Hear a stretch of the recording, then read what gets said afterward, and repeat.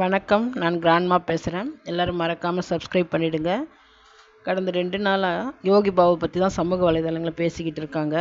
யோகி பாபு ஒரு பேட்டியில் என்ன சொல்கிறாருன்னா, ஒரு சேனலில் என்னை பற்றி எப்போவுமே நெகட்டிவாகவே பேசுகிறாங்க. நான் அவங்கக்கிட்ட ஃபோன் பண்ணி கேட்டேன். அதுக்கு அவங்க, நீங்கள் எங்களை கவனிக்க மாட்டேங்கிறீங்கன்னு சொல்கிறாங்க. உடனே நான் சொன்னேன், ரொம்ப வருஷமாக நீங்கள் இந்த துறையில் இருக்கீங்க. நானே இப்போ தான் கொஞ்சம் கொஞ்சமாக வளர்ந்துக்கிட்டு வரேன். அப்படி இருக்கும்போது எங்ககிட்ட இதெல்லாம் நீங்கள் எதிர்பார்க்கலாமான்னு கேட்டேன்னு அந்த இன்டர்வியூவில் சொல்கிறார். யோகி பாபு பேசும்போது யாரோட பேரையும் சொல்லலை, எந்த சேனல்னு சொல்லலை. அப்படி இருந்தும் வலைப்பேச்சு சேனல்லேருந்து ஒரு வீடியோ போடுறாங்க. யோகி பாபுவுக்கு வலைப்பேச்சு சவால்னு டைட்டில் போட்டு யோகி பாபுவுக்கு பதில் கொடுத்து வீடியோ போடுறாங்க. அந்த வீடியோவில் அந்த 3 பேரும் என்ன சொல்கிறாங்கன்னா, யோகி பாபுவை நாங்கள் பணம் கேட்டதாக சொல்கிறாரு. பணம் கேட்டதற்கு ஆதாரம் இருந்தால் அவர் காட்டட்டும். அப்படி அவர்கிட்ட எந்த ஆதாரமும் இல்லைன்னா, அவரும் முருகர் பக்தர் தான், நானும் முருகர் பக்தர் தான். திருத்தணிக்கு அவரோட குழந்தையோடு வந்து சத்தியம் பண்ணட்டும். நானும் சத்தியம் பண்ணுறேன். அந்த 3 பேரில் ஒருத்தர் சொல்கிறாரு, அவர் பேர் அந்தன்.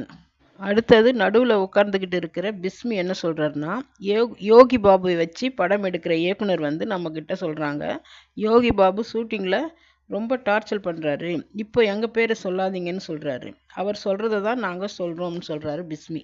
இவரோட காமெடி நல்லா இல்லை. இவர் காமெடியனே இல்லை, இவர் ஒரு குப்பை, அடிக்கிற காற்றுல கோபுரத்தில் ஒட்டிக்கிட்டு இருக்காருன்னு பிஸ்மி சொல்கிறாரு. ஒரு நாளைக்கு 25 லட்சம் ரூபாய் சம்பளம் வாங்குறாரு. 5 லட்சம் தான் கணக்கில் காட்டுறாரு. 20 லட்சத்தை பிளாக் மணியாக கேட்குறாருன்னு பிஸ்மி சொல்கிறாரு.